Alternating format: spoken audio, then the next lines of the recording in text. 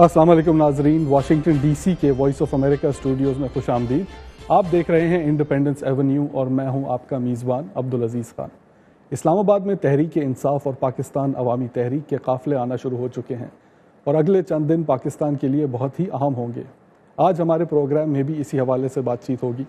इससे पहले कि हम तब्दील होती हुई सूरत हाल पर बात करें, टेलीफोन पर मेरे साथ मौजूद हैं वॉइस ऑफ अमेरिका के नुमाइंदे मोहम्मद इश्तियाक।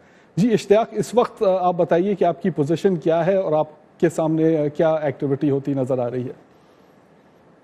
इस वक्त मैं इस्लामाबाद में जो फैज़ाबाद चौक है उसके करीब हूँ। जमेरात की सुबह जो लाहौर से निकलने वाले काफिले हैं वो अब इस्लामाबाद की हदूद में दाखिल हो गए हैं। अवामी तहरीक और तहरीक इंसाफ दोनों के जो कायदीन हैं वो भी इस्लामाबाद की हदूद में हैं। 0 पॉइंट तक इनको जाने की इजाज़त है। 0 पॉइंट से लेकर फैज़ाबाद का जो एरिया है सबसे ज़्यादा गहमा गहमी वहाँ ही नज़र आ रही थी अब से कुछ देर पहले तक, क्योंकि तमाम जो कारकुन हैं वो अपने कायदीन के इस्तकबाल के लिए वहाँ खड़े हैं।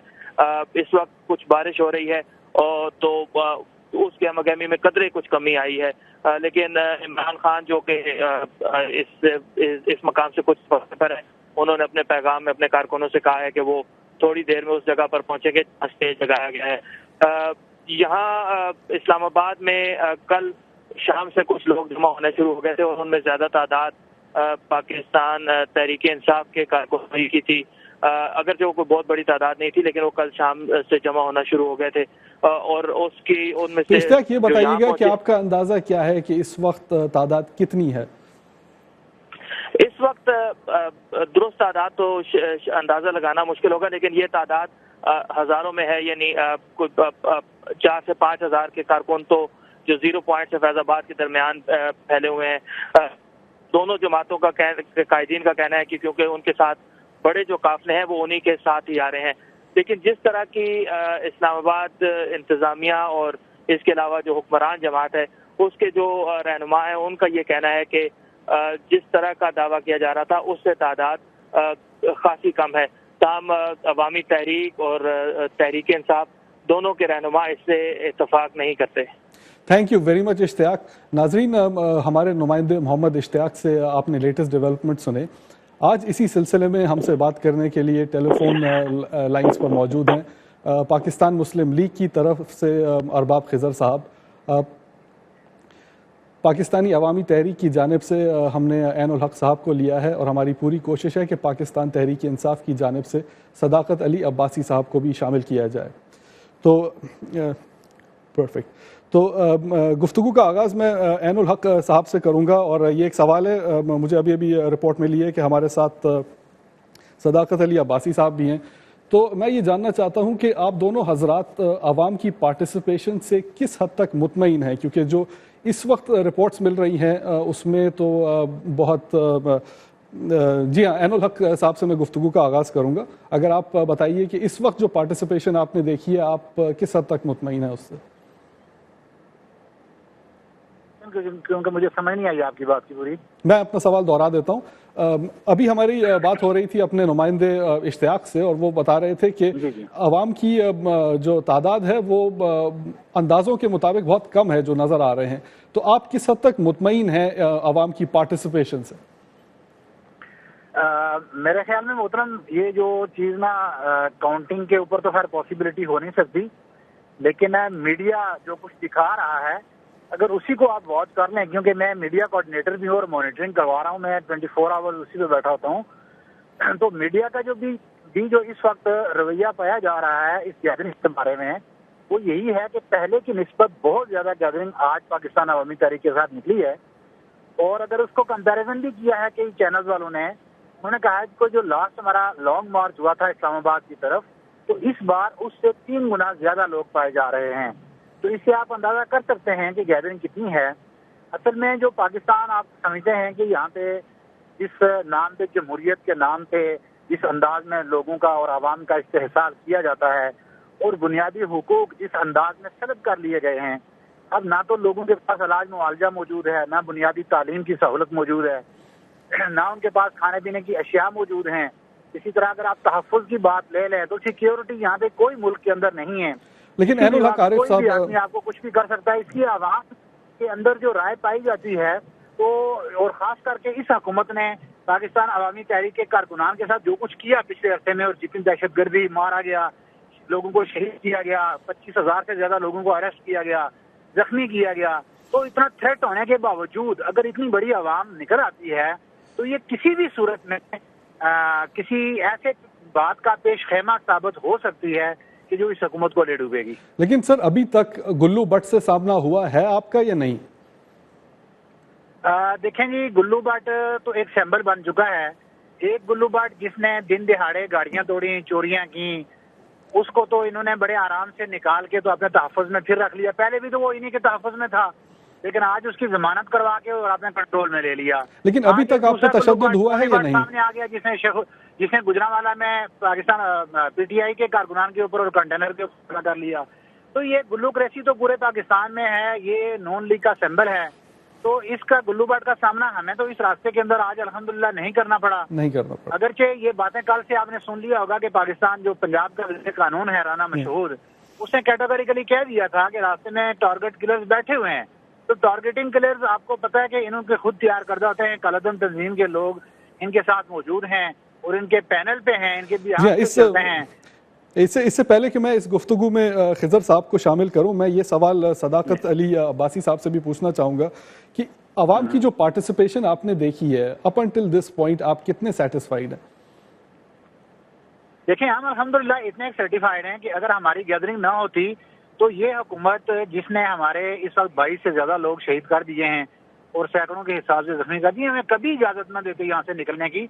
اور جو ہمارے اپنے بھی ذرائع تھے یا ان کے لوگوں سے جن سے ہمارے تعلقات تھے یا پرسنلی ہم ان سے پوچھتے تھے تو ایک ہی جملہ سننے کو ملتا تھا کہ آپ کو کسی صورت بھی یہاں سے نکلنے کی اجازت نہیں ملے گی، اس کے لیے کسی بھی قسم کا جانی نقصان برداشت کیا جا سکتا ہے۔ اور اس کو ساتھ میں انہوں نے قانون تحفظ بھی دے دیا کہ لاہور ہائی کورٹ سے یہ ڈیسیژن بھی لے لیا کہ کیونکہ ہمارا جو اقدام ہے وہ غیر آئینی ہے، تو اب ان کے پاس یہ چیز بھی موجود تھی کہ ہم غیر آئینی مطالبات رکھنے والے لوگوں کو اسٹیٹ کے اندر اسٹیٹ قائم کرنا چاہتے ہیں۔ اسی حوالے سے میں جو ہے تو اب میں میں ایک جملے میں اگر کمپلیٹ کر لوں ضرور، تو اب جب ہمیں انہوں نے نکلنے دیا ہے نا، یہ ہمیں کچھ نہیں کہہ سکے، تو اس کی وجہ صرف یہ تھی کہ اتنی ایک عوامی طاقت موجود تھی کہ ان کو پتا تھا کہ اب اگر ان کو روکا تو جو 4 دن ہمارے ملیں گے وہ بھی ہمارے لیے مشکل ہو جائیں گے، اس کی انہوں نے اجازت دی۔ صداقت علی عباسی صاحب بھی نہیں، سوری، اجازت نہیں بلکہ ہم زبردستی ان کے کنٹینر ہٹا کے نکلے ہیں۔ نہیں، آپ کا موقف بالکل سامنے آ گیا ہے عین الحق صاحب۔ صداقت علی عباسی صاحب، آپ کو میری آواز آ رہی ہے؟ بالکل آ رہی ہے۔ میں اصل میں عمران خان کے ساتھ بالکل پچھلی گاڑی میں ہوں، اس لیے شور شرابہ زیادہ، لیکن آ رہی ہے آپ کی آواز۔ اچھا سر، کیونکہ آپ عمران خان صاحب کی پچھلی گاڑی میں ہیں، مجھے آپ یہ بتا سکتے ہیں کہ کتنی بڑی عوام ہے آپ کے ساتھ؟ اب دیکھیے، ہم فیض آباد سے کچھ تقریباً آدھا کلومیٹر پیچھے ہیں اور تقریباً پچھلے آدھے پونے گھنٹے سے ہم ایئرپورٹ سے آگے آئے ہوئے ہیں اور اتنا بڑا جمع غفیر ہے کہ یہ اب میں بیان نہیں کر سکتا الفاظ میں۔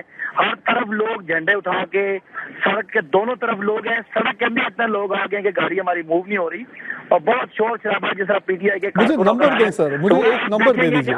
اگلے آپ کو آدھے پونے گھنٹے میں جب ہم پہنچیں گے تو آپ کو میڈیا ویژول سے نظر آ جائے گا کہ کس طرح جو ہم نے وعدہ دعویٰ کیا تھا کہ ہمارے یہاں ملین لوگ آئیں گے، وہ آپ کو نظر آئیں گے لاکھوں کی تعداد میں۔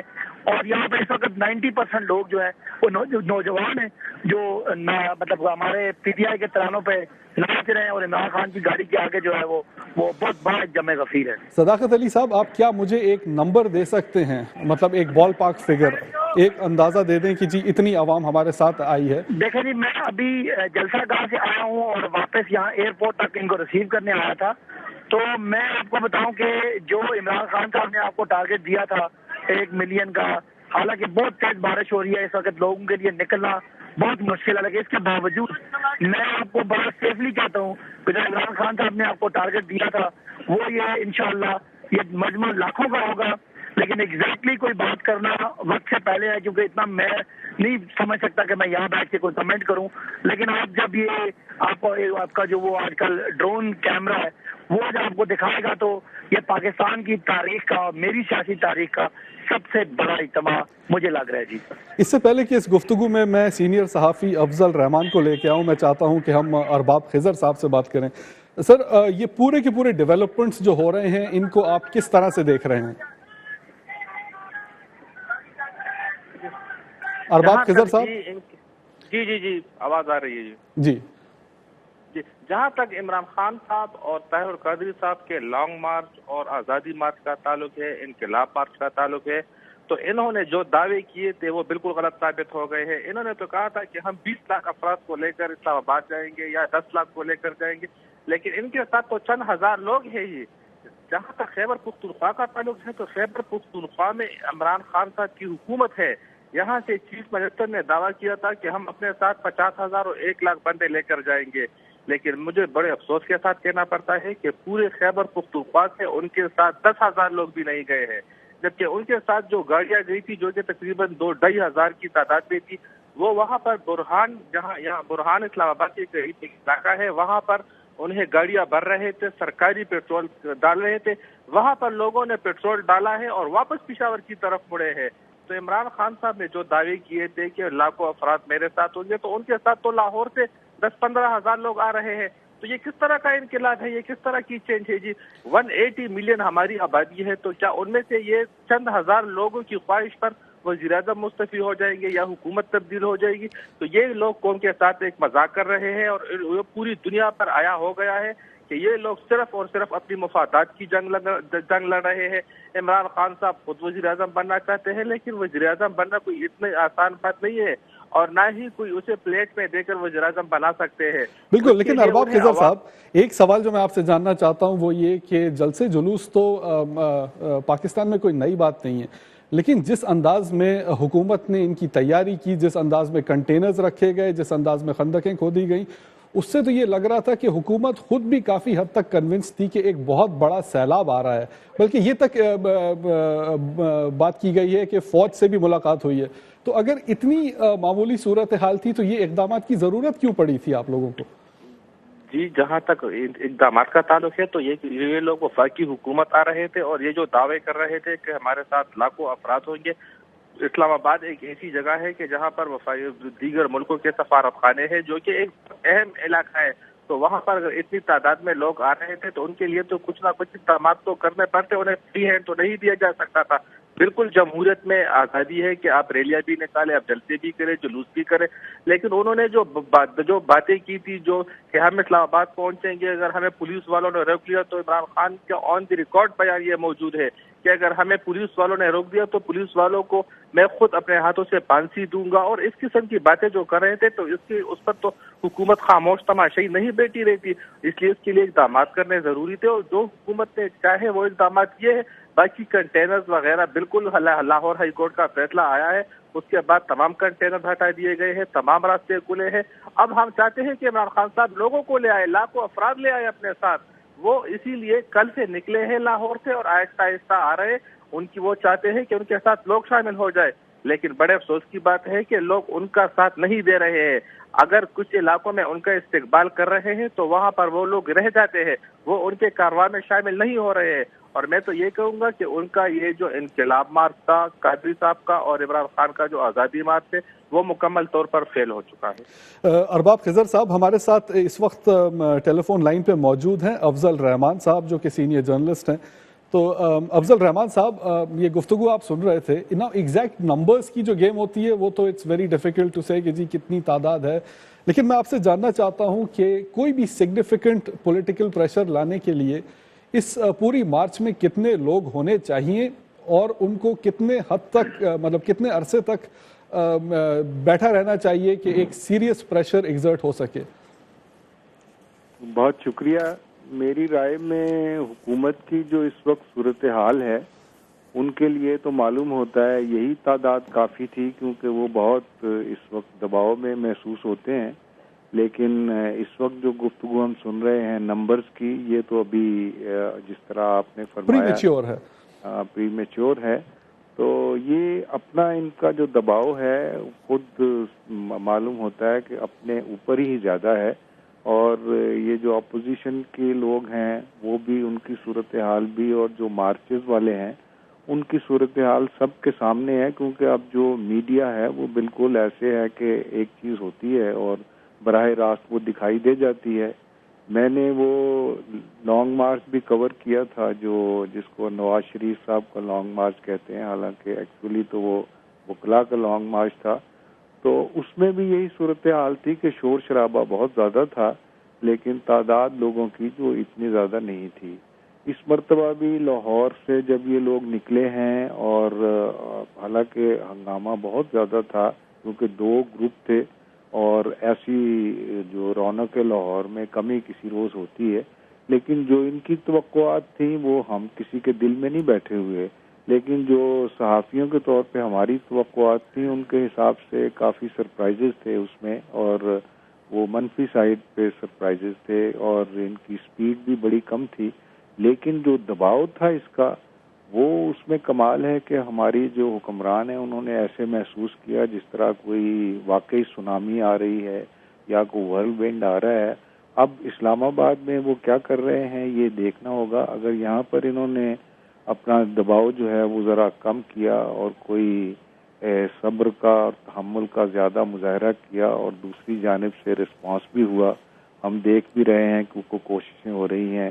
گورنر عشرت العباد جو ہے وہ لوگوں کو فون کر رہے ہیں، کوئی اس طرح کے جو جس طرح سراج الحق سے نے کہا ہے کہ وہ کمیٹیاں بن جانی چاہیے، بات چیت شروع ہو جانی چاہیے، تو اس سے شاید یہ ایز ڈاؤن ہو جائے اور گورنمنٹ کوئی انگڑائی لے اور یہ پھر ایک اپنا جس طرح کہتے ہیں نا ایک لمبا سانس لے کے اور پھر اپنا کول بحال کر لے تو صورتحال جو ہے وہ بہتر ہونا شروع ہو سکتی ہے. لیکن وہ آہستہ آہستہ ہوگی، ابھی بھی یہ بالکل میلٹنگ پاٹ میں سچویشن ہے، ابھی کلیئر نہیں ہو رہی. ٹھیک، تو ایک سوال جو میں عین الحق صاحب اور صداقت علی عباسی صاحب دونوں سے کرنا چاہوں گا، میں چاہوں گا کہ پہلے عین الحق صاحب اس کا جواب دیں. وہ یہ کہ جہاں تک ایک کمبائنڈ پریشر ڈالنے کی بات ہے تو اس میں تو آپ دونوں پارٹیاں جو ہیں وہ ایک متحد نظر آتی ہیں، مگر اپنے مطالبات کے حوالے سے کیا آپ دونوں ایک جوائنٹ ایجنڈا پر اتفاق کر سکیں گے؟ کیونکہ عام تاثر یہ پایا جاتا ہے کہ پی ٹی آئی ایک جمہوری پارٹی ہے جو کہ موجودہ نظام کے اندر رہتے ہوئے تبدیلی کی بات کرتی ہے، جبکہ عوامی تحریک کے بارے میں مشہور ہے کہ آپ لوگ نظام کو اکھاڑ پھینکنے کی بات کرتے ہیں، آپ ریولوشن کی بات کرتے ہیں. تو اس حوالے سے جو ہے وہ کیا آگے جا کے آپ دونوں میں کوئی اتفاق قائم رہ سکے گا؟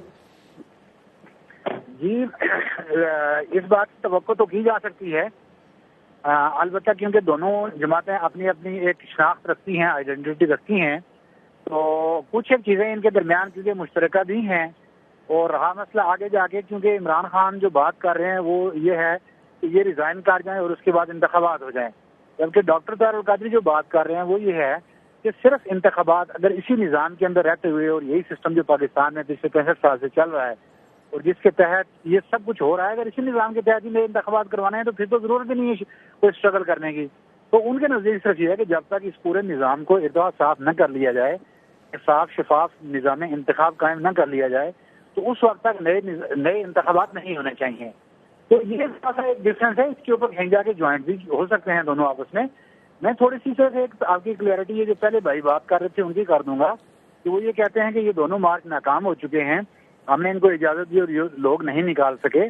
تو دیکھیں پوری دنیا دیکھنے والی ہے، ان کی بات بھی سننے والے ہیں، اینالسٹ بیٹھے ہوئے ہیں جو تجزیہ بھی کر سکتے ہیں کہ جب اس حد تک ظلم کی انتہا ہو جائے کہ آپ لوگوں کے کھانے پینے کی چیزیں تک انٹر نہ ہونے دیں اور محصور کر دیں اور لوگوں کے گھروں میں گھس کر اگر وہاں پہ مرد موجود نہیں تو عورتوں کے ساتھ بھی بدتمیزی کریں، تو پورے پاکستان کے اندر جب یہ کریک ڈاؤن آپ نے کر لیا، اس کے باوجود اگر اتنی عوام نکل چکی ہے تو اب میرے خیال میں یہ والی بات اگر کوئی بندہ کرتا ہے تو یہ آپ کے ساتھ بھی عوام کے ساتھ بھی دھوکہ ہوگا، اپنے آپ کے ساتھ بھی دھوکہ ہوگا.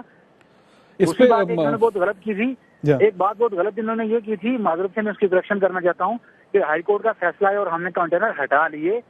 یہ میں 95% جھوٹ نہیں کہوں گا، 100% جھوٹ کہوں گا ان کا، اس وجہ سے کہ پوری دنیا اور میڈیا دیکھ رہا تھا کہ جب ہم یہاں سے نکلے ہیں پاکستان عوامی تحریک کے کارکنان نے راستے میں سے کنٹینر خود ہٹائے ہیں، نہ کہ پنجاب پولیس نے ہٹوائے ہیں.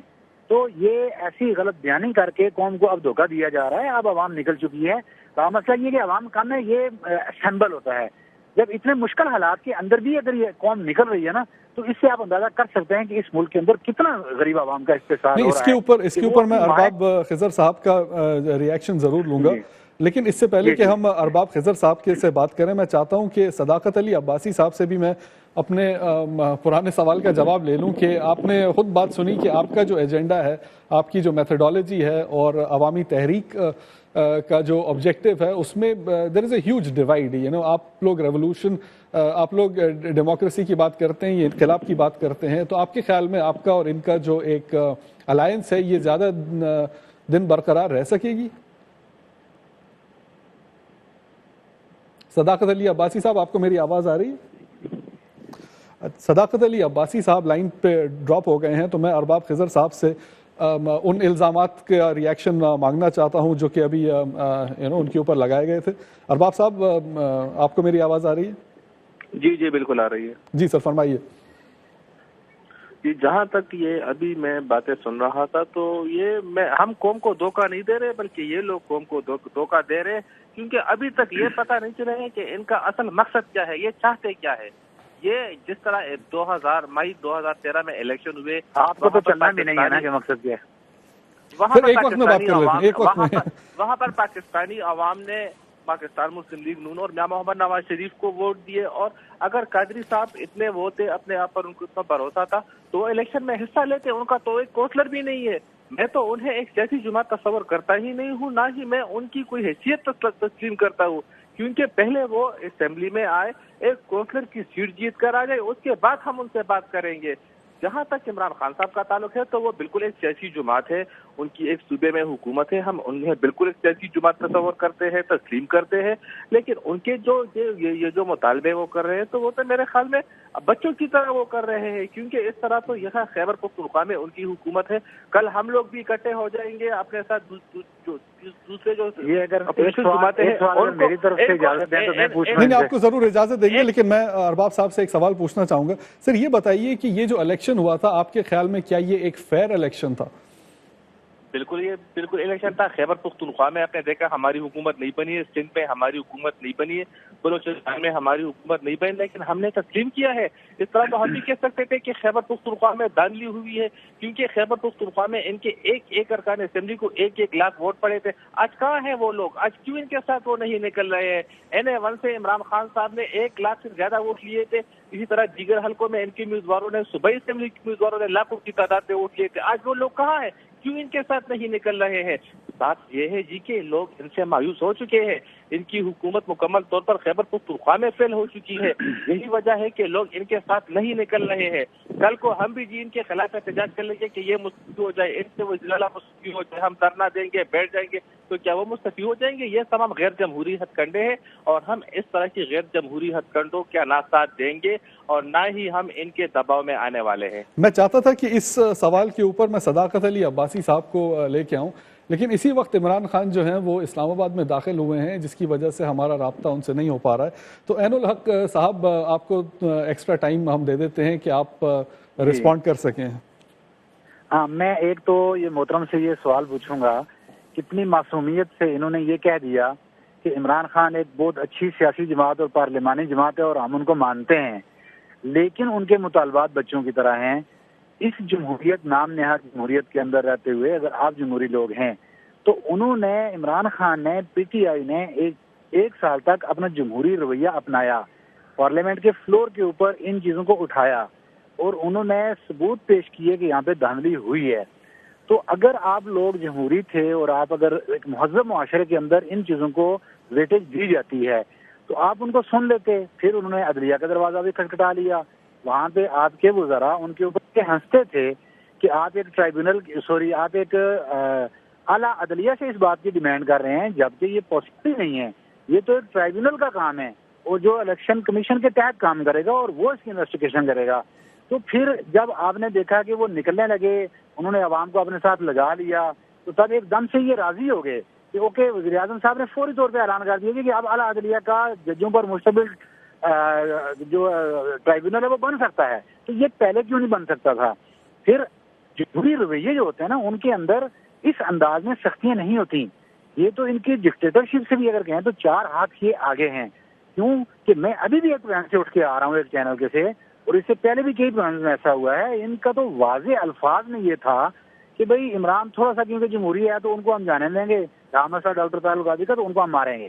اور آپ نے دیکھ لیا کہ انہوں نے مار کے 22 لوگوں کو شہید بھی کر دیا, 6 لوگوں کو زخمی کر لیا. جمہوری اور مہذب معاشروں کے اندر اگر یہ رویہ رہے گا تو اس کے الٹرنیٹ آپ کو اسی طرح لوگ سڑکوں پہ نظر آتے رہیں گے.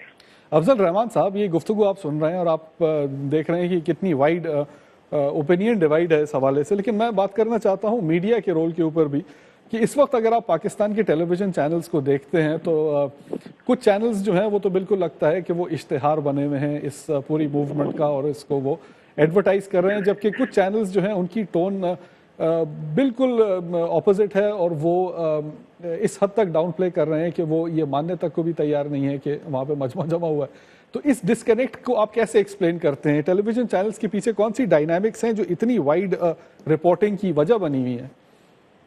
یہ اس لیے ہے کہ یہ ہمارے ہاں نئے چینل, پوری دنیا میں جب یہ چیز آتی ہے تو یہ اپنی بلوغت کو پہنچتی ہے. اگر آپ امریکہ کی بات کریں تو آپ پرانا زمانہ یاد کریں جب بہت چینل ہوتے تو بعد میں وہ 3 نیٹ ورکس میں کنورٹ ہو گئے تھے. اسی طرح ہمارے ہاں شاید یہ بعد میں جب میچورٹی آئے تو ان میں مرجر ہو جائے گا. اس وقت بہت کم چینل ہیں جو اکنامکلی وائبل ہیں. وہ کس طرح چل رہے ہیں اس پر میں بات نہیں کرنا چاہتا. اور یہ کہ جو جرنلزم کی اور صحافیوں کی صورتحال ہے وہ بہت ہی دگرگوں ہے اور جو کام کرنے والے لوگ ہیں وہ مصیبت میں ہیں. ابھی میں نے ایک چینل پہ خبر دیکھی ہے کہ جو ہمارے ہاں ایک زیر اطاعت چینل ہے اس کے کریو کو جو ہے وہ ہماری ایک جو مارچ کرنے والی جماعت ہے انہوں نے زدوکوب کیا ہے اور ان کی گاڑی واڑی کو پکڑ لیا ہے. تو یہ چیزیں جو ہیں یہ صحافت کے لیے بھی اچھی نہیں ہیں اور ہمارے جو کو ایگزسٹنس ہے اس کے لیے بھی اچھی نہیں ہے. اور یہ ایسی میچورٹی جو ہے اس کی ہمیں توقع ہے اور کوشش یہ کی جاتی ہے کہ لوگوں کو سمجھایا جائے, لیکن جو اکنامک انٹرسٹ ہوتے ہیں, جو یہ کٹ تھروٹ کمپٹیشن ہے, جو یہ بات ہے کہ جی پہلے ہم نے دکھایا, اور یہ جو شدید خواہش ہوتی ہے اس نے بہت ہمارے میڈیا کو بھی ڈیمیج کیا ہے اور ہماری جو ویورشپ ہے اس کو بھی ڈیمیج کیا ہے. اور لوگ جو ہیں وہ بدظن ہو کے پھر ایسی چینلز کی طرف چلے جاتے ہیں. وہ سارا دن جو موسیقی چلاتے رہتے ہیں اور اس قسم کی چیزیں جو ہیں وہ چلاتے ہیں. تو اس لیے جو میڈیا کی سچویشن ہے وہ ابھی سولیڈیفائی کسی طرف نہیں ہوئی ہے. یہ کبھی اپنے لیکوڈ سٹیج میں کبھی ادھر نکل جاتی ہے, کبھی اس طرف نکل جاتی ہے. سر ہمارے پاس صرف 2 منٹ رہ گئے ہیں, بلکہ 1.5 منٹ رہ گئے ہیں, تو میں آپ سے بڑا کوئک رسپانس چاہوں گا کہ آپ کے خیال میں یہ سچویشن اینڈ کیسے ہوگی؟ کیونکہ شروع میں جو مطالبات پریزنٹ کیے جاتے ہیں وہ اکثر بہت امپریکٹیکل ہوتے ہیں, لیکن وہ پریشر ڈالنے کے لیے پریزنٹ کیے جاتے ہیں اور اس کے بعد پھر ایک مڈل گراؤنڈ تلاش کی جاتی ہے. تو آپ کے خیال میں وہ مڈل گراؤنڈ کیا ہوگی؟ جلدی سے بتا دیجیے. وہ مڈل گراؤنڈ جو ہے وہ اس وقت اس کا اندازہ لگانا مشکل ہے کہ اس میں کئی آپشنز ہو سکتے ہیں. مثلا یہ کہ جو ہمارے ہاں ڈیسیشن ٹیکرز ہیں یا جن کو ہم یوفیمزم استعمال کرتے ہیں, مقتدر قوتیں, ان کا کیا رجحان ہے, اور پھر یہ دیکھنا ہوگا کہ ان لوگوں کا کراؤڈ جو ہے وہ ان کی ایکسپیکٹیشن سے کتنا کم یا زیادہ ہے اور ان کی مایوسی یا خوشی کا عالم کیا ہے, اور اس کے بعد جو حکومت ہے وہ اپنے آپ کو کتنا کنٹین کرتی ہے, اور پھر یہ جو کمیٹیاں بن رہی ہیں ان میں کتنی سنسیئرٹی ہے. یہ سارے مل کے جو اپنا ایک امپیکٹ بنائیں گے تو اس سے جو آؤٹ کم نکلنا ہے وہ تو وہی نکلنا ہے جو پرانا ہم نے جو چال ہے نا وہی چلنی ہے کہ 18 روپے کا بجلی کا یونٹ رہے گا. اس کا کسی نے کوئی پروگرام نہیں دیا. لوگ جو ہیں وہ ایک دم سے پھر بدظن ہونا شروع ہو جائیں گے, کیونکہ کوئی بھی اگر اس حکومت کو چینج بھی یہ کر لیں. میرا وقت اب ختم ہو رہا ہے, تو میں جو پولیٹیکل پارٹیز کے درمیان ڈیوائیڈ ہے وہ تو تمام عوام نے دیکھی اور اس پہ لوگوں کے موقف بھی سنے. تو اس کے ساتھ ہی میں اپنے ناظرین سے اجازت چاہوں گا, اور میں ان تمام شرکاء کا بہت شکر گزار ہوں جنہوں نے وقت نکالا اور ہم سے بات کی. مجھے اجازت دیجیے گا. اللہ حافظ.